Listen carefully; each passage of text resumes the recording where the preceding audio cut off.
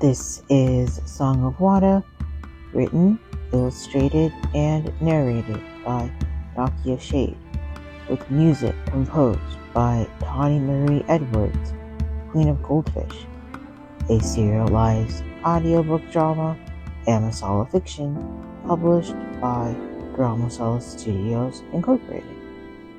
Chapter 8, SELA'S Lighthouse.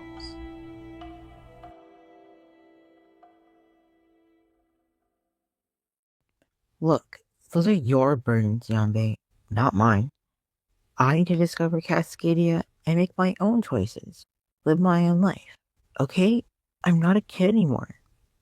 I know you're not a child. That's what scares me. Just remember those words when you come crawling back to carry. Mary John, rocks won't heal Baba or protect our legacy. I don't want it. Pawn it off like you did with my gifts in Portigoro. Let her. At least someone wants it. I met her too, Sela. My grief is not smaller than yours. Sorry, Mrs. Malik. Your back was hurt from lying down all day. Shut up.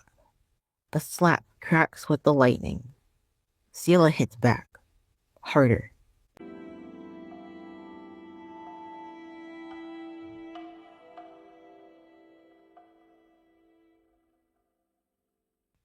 Four months of loneliness are almost over, but the sea remembers every kindness and every betrayal.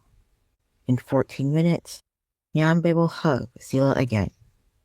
News of Ambassador Delphine's offshore platform hums to the radio.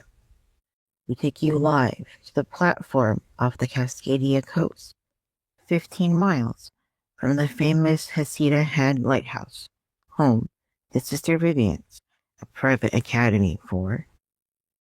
The space heater blasts warmth against Niambe's damp skin as the radio booms with a report from Sister Vivian's office.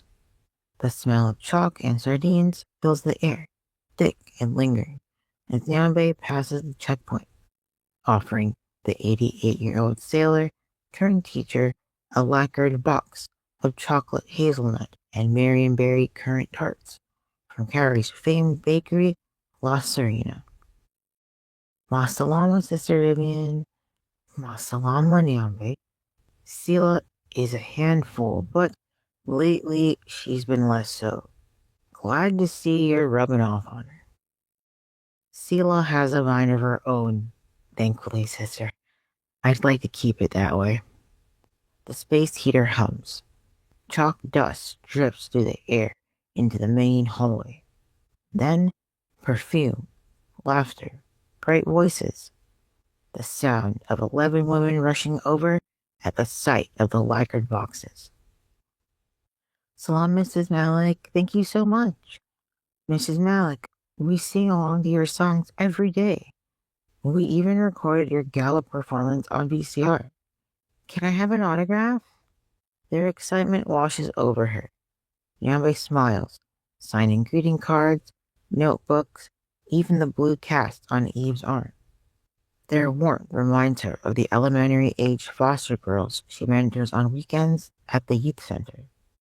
Ronnie, perched on her shoulder, becomes the new celebrity, petted and praised by a dozen soft hands. Ronnie likes sweets, right? Can she have medley rice pudding? We have extra from this morning's Hanukkah potluck. Thank you. Just one is fine. The serpent squeals, tail rattling, as she leaps on the counter to lap the cinnamon-scented pudding from a glass cup. Mrs. Malik, will you sing for us today? Please? I'm sorry, sisters. Not today. I'm here to see Sela. Aww. The women disperse, yapping and happy. Niambe exhales. Ronnie keeps munching the megwee. You'll find Sela scheming in her lighthouse tower. I'm Jane, her roommate. Jane stands by the door, cream-colored hijab pinned with star-shaped barrettes that catch the light. Thank you, Jane. Where can I leave the gifts for you and the sisters? The pantry closet should be fine. The pantry smells of marionberries, hazelnuts, thyme, and smoked fish. The smells of cowrie. Niambe sets her purse on the table. Glass jars line the shelves, alphabetized and arranged by country of origin, each label written in Sela's neat hand. This is all Sela's idea. She's very precious about the phone booth. That's why Sela, organized and methodical. Outside, the Pacific crashes against the cliffs. Rani coils around Niambe's neck, humming softly. From her station on the steps of the lighthouse, they wait. She observes the metal platform 15 miles out, Ambassador Delphine's newest offshore platform partnership with Crescent Oil. The shimmer begins in Niambe's cowls, a cool silvery glimmer rising through her skin. She exhales. For some, comfort means shoes off, or squelching their feet in the grass. For Niambe, it means letting her serpent and sea nature return. Her legs fuse, the serpent's tail unfurling in a shimmery, misty bloom. Scales catch the sunlight, blue, green, and silver, the colors of her ancestors and mother, whispering into water. She flips her tail to the side of the stairs, breathing in rhythm with the sea. Ronnie settles beside her, purring. Now, she's only Mami Wata again. No title, no marriage, no performance. Ronnie chirps, draping herself across Niambe's arms. Salam, Menace, Sela teases. Salam, Big Sis. Salam, Sela. The sisters embrace. Rose petals fall from Niambe's hair. Niambe's diamond tears fall at Sela's feet. I know you said no crying, but I'm just so happy to see you. Sela smiles, though envy flickers behind her blue, half-serpent eyes. She has never been able to transform into a Mami Wata. Her knees still ache from childhood illness. The ocean's tax for mercy, Mama used to call it. Well, time to go inside. No, Mimi. Sela catches her hand, pulling her into a hug and patting her upper back. Just stay with me out here a little longer. Niambe softens. All right. Sela flexes her toes in the wet sand, then sits in front of Niambe on the steps. The ocean hushes around them. Niambe twists the cap off the bottle of shea and castor oil. Sela picks up a smooth stone, turning it in her palm. Pretty rock, but I'm never getting married. I'd rather be free like the sea. A faint laugh. Mama only married Baba because he built Cowrie. Niambe smiles, pouring oil in her hands. You always say that, but there's plenty of fishermen in the sea for a Mami Wata to catch. Sela snorts. Then, without missing a beat, she leans back and admires Niambe's hand, her fingers quick and light. Your technique's improved, Niambe murmurs, running the oil through Sela's curls. I barely noticed. I'm so proud of you. I have lots of time to practice on Sister Vivian, Sela says, and the ring glints between her fingers, freshly pickpocketed. Niambe pauses, mid-stroke of the vented brush. Sela grins. It's so big, you have to turn it around so the diamond doesn't get stuck in your hair. Obnoxious. I'll take it off your hands. Nice try. His wand will have a fit. I told him to replace it. He refuses. Sela pouts and returns the ring. Niambe resumes massaging her scalp, slow and rhythmic.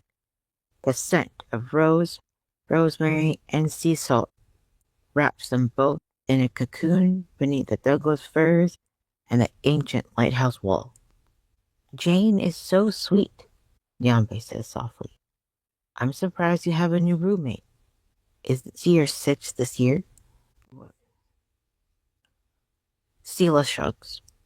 She's quiet, keeps to herself. Niambe pauses, fingers still working through the curls. Do you like her? Sela hesitates, just long enough for Niambe to feel it in the muscles of her neck. She's fine. I can play nice when I want to. And anyway, she knows a lot about Mami Wata and human medicine. She's studying to be an MD doctor. She prescribed me an herbal salve for shedding in cold weather. Niambe hums. So, the last 4 years, it's just been you? The only Mami Wata at the academy? Did the other sisters treat you well? A small silence. Sela folds a stray curl behind her ear. Of course they like me. Just not enough to see me. The sisters like Sela well enough, the way people like someone who's always there, but never fully there. No one disliked Sela. They just didn't remember to notice her. Not like Niambe. Niambe's hands soften instantly. Her whole touch becomes gentle, protective. Yeah. Sela reaches into her caftan pocket and pulls out a grungy leather journal, flipping to a marked page. Most of the Mami Wata are too afraid to come here now that Mom's gone. They don't feel safe with Delphine in power.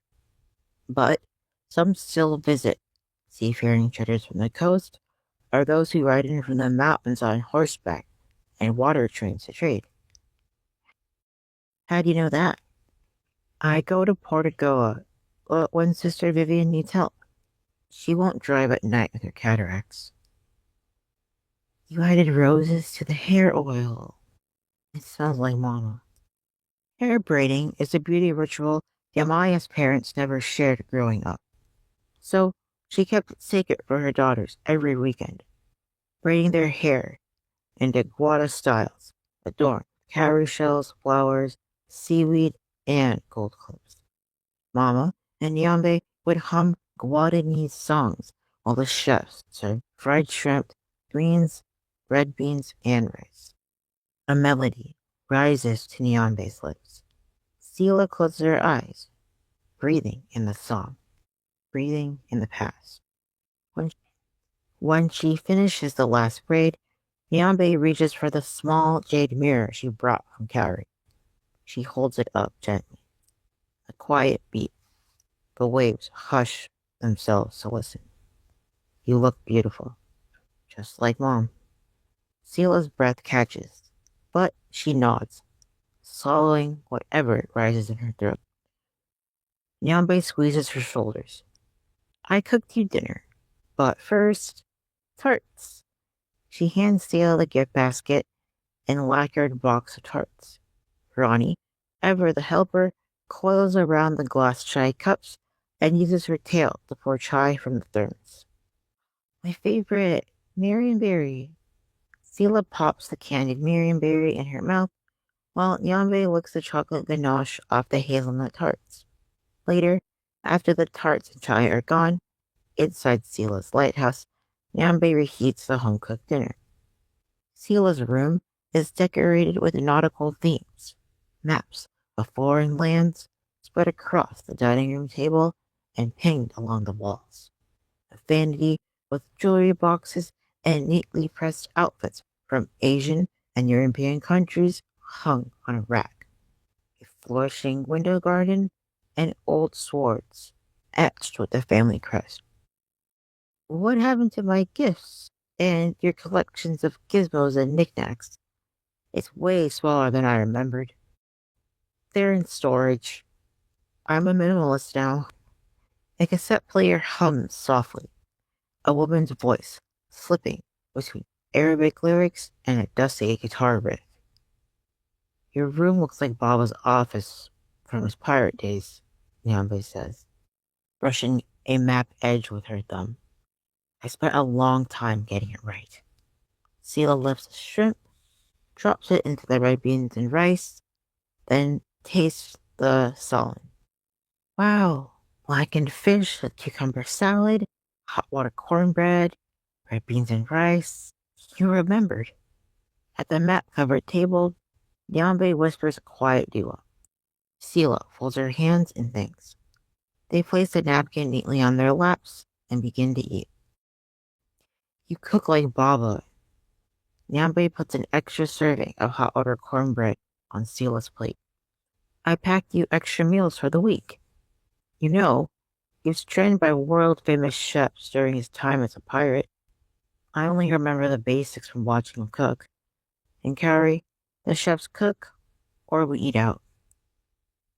Anyway, I miss him and Mama.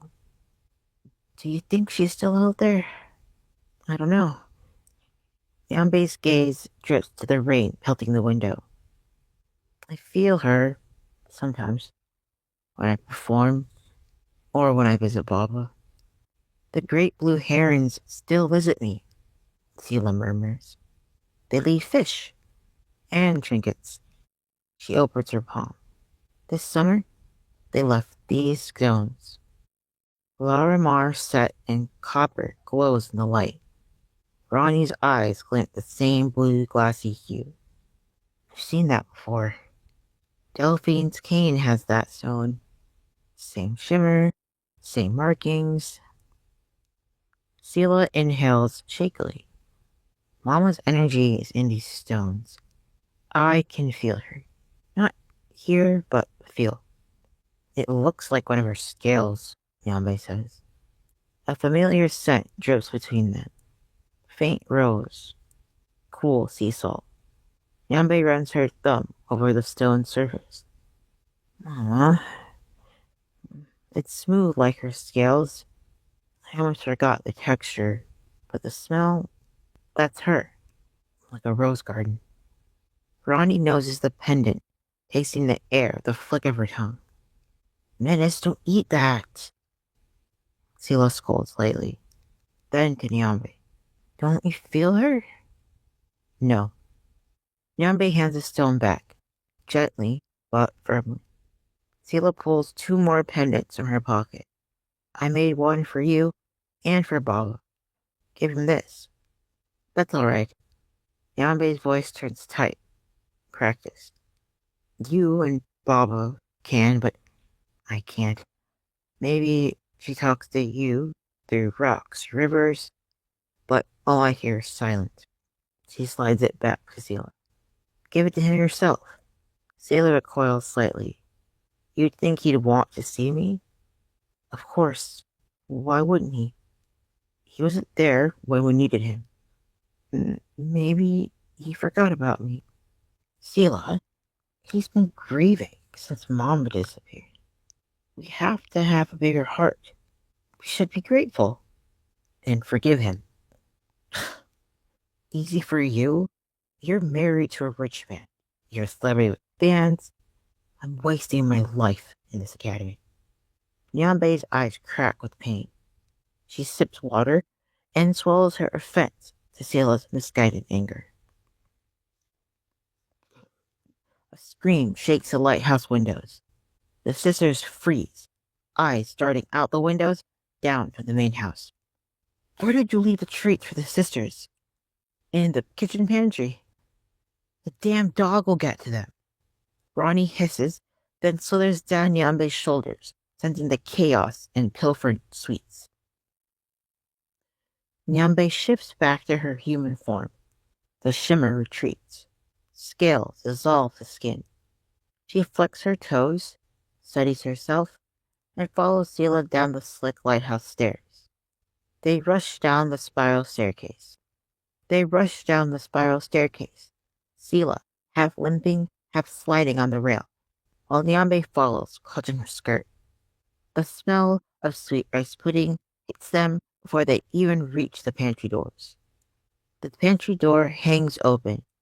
Megli and tarts smear the tile floor, and the community slahi shaitan stands in the middle of it all, tail wagging proudly, nose buried in the lacquered box from La Sirena. Shaitan! Jane shouts from the hall, snapping a kitchen towel. Out! Greedy menace. The dog barks, sugar dust coating his muzzle. The suitcase falls to the floor, along with Niambe's purse. Ronnie lunges forward, curling protectively, as if to reclaim the sweets. The two circle each other, serpent and hound, in a ridiculous standoff. Stop it, both of you, Niambe gasps. They're just sweets. Jane grabs a broom and finally shoos the dog out of the back room, muttering, greedy fat dog, every time. Sela crouches to rescue the least damaged tarts, brushing crumbs off their tops. This is why I'm in charge of the phone booth. One distraction, and the whole pantry turns into a circus. Niambe kneels beside her with a faint smile. Maybe the sisters will still appreciate the gesture, even if the dog got the first taste. Ronnie purrs, crumbs glittering against her scales. Their shared laughter flickers, small, fragile, but real. Then, Nyambe's gaze lands on the torn train ticket peeking from SELA'S half-open suitcase. Her smile thins. Sela, where are you planning to go? Saba, Netherlands. What's in Saba? Nothing. No one. Nobody knows me. Sela snatches the ticket and stuffs it into her caftan pocket. Why? Nyambe looks her straight in the eye. Sela doesn't bend. I didn't want to tell you. I'll be 20 soon. I can do whatever I want. You sure about Saba? Last year, you were obsessed with Auckland. Saba is a place this time. I'm sure, Nyambe. So, you're leaving me? No. I'm leaving all of this. Don't you get it? I'm a useless mutt. Not human. Not Mami Wata. I don't belong here. Now, you're going to crash out because I want something you didn't approve. Nyambe takes a long breath and steps back, eyes drifting out to the metal skeleton of the oil platform rising from the Pacific. She speaks slowly, carefully, like she's choosing each word with shaking hands. Sela, that isn't true. I'm just surprised. You used to tell me everything. Now you're sneaking to port towns and planning trips you can't explain. When did you stop trusting me? When you chose your new life over me? Yanbei's eyes focus on Sela in pain, not anger. She steps forward, hand pointed at her, her voice low, tired, raw, mother-like. Sela shrinks back to the island, achy knees locked. Let me tell you something, Sela. Everything I've done, everything I lost for you, for Bala. I married Rizonadine for Bob's health, your safety, and our future. I didn't want to be alone, eating curry. Do you know what I want? I want to sing, to travel, to get married, and live in an acreage homestead with a rose garden. But I stay. I've been holding this family together since Mom disappeared, and I'm doing my best. Her voice breaks. Hands fall to wipe her pearl tears. Jagged rose petals scatter from Nyambe's hair to the floor. Sela holds Nyambe's gaze, clutching the pendant in her palms. Look, those are your burdens, Nyambe, not mine. I need to discover Cascadia and make my own choices. Live my own life, okay? I'm not a kid anymore. I know you're not a child. That's what scares me. Sela rocks on her heels and leans against the island counter. The stones tremble in her palms. Remember those words when you come crawling back to Cowrie. You say that now because I'm your safety net. Medijon rocks won't heal Bala or protect our legacy. I don't want it. Pawn it off like you did with my gifts in Portugal. Niambe flings the pendant into the lacquer box of the spoiled tarts. It skids, spins. Ronnie lunges. A flash of tongue. Gulp, gone. Ronnie! Jane and Sela shout. Niambe just stares. Let her. At least someone wants it. I matter too, Sela. My grief is not smaller than yours. And I'm exhausted pretending Mom's memory fills every empty spot in my life or gallery. Sorry, Mrs. Malik. Your back was hurt from lying down all day. Shut up. The slap cracks at the lightning. Sela's head jerks sideways. A cut from Nyambe's wedding ring marks her skin. She slaps her sister back, harder. The echo swallowed by the construction of the oil fracking and Shintan's pained whimpers. Then, Sela storms toward the lighthouse. Shaitan reappears, wheezing, then vomits at Nyambe's mules. She gags, one hand to her mouth, the other trembling against her cheek. Jin sighs and grabs the mop. Nyambe kneels to help. Ronnie coils protectively around her neck, humming softly, little glows pulsing under her scales. Outside, the Pacific thunders against the cliff, steady, endless, crying the sisters' names. They don't know yet that by morning another call will come from Carrie, one that will shift their fates again. Sela slams her lighthouse door, rain dripping from her hair as her wet feet sink into a waiting blanket. A pillow hits the table with a dull thud. Inside Ronnie's stomach, the swallow Laramar cracks once, a faint glow flickering beneath the serpent skin.